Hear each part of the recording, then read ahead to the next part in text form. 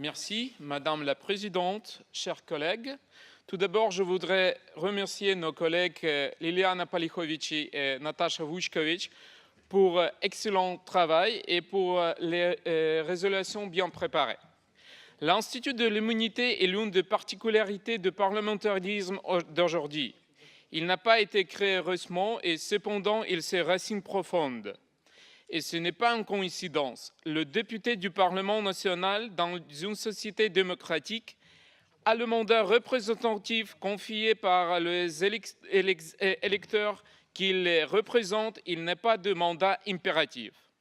Naturellement, nous pouvons mener une discussion sur les limites et cette immunité où ces limites sont fixées.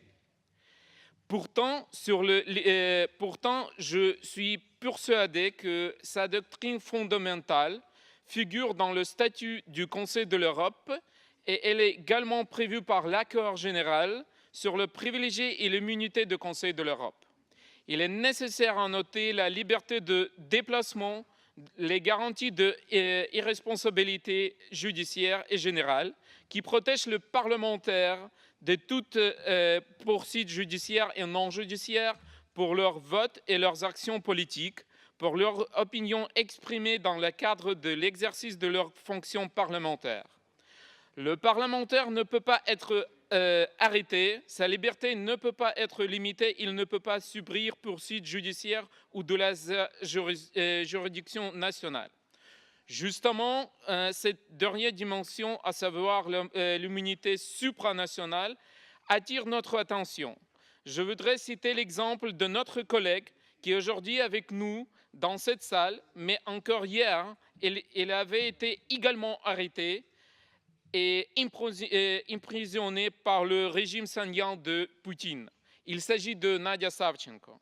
Nous, les membres de l'APC, représentons ici nos parlements respectifs, mais dans nos relations avec les autres pays, nous agissons non seulement en tant que les représentants de parlements nationaux, mais aussi en représentant cette institution internationale, notamment l'Assemblée parlementaire du Conseil de l'Europe. C'est pourquoi la question de l'immunité supranationale dans ce cas devient plus que jamais importante.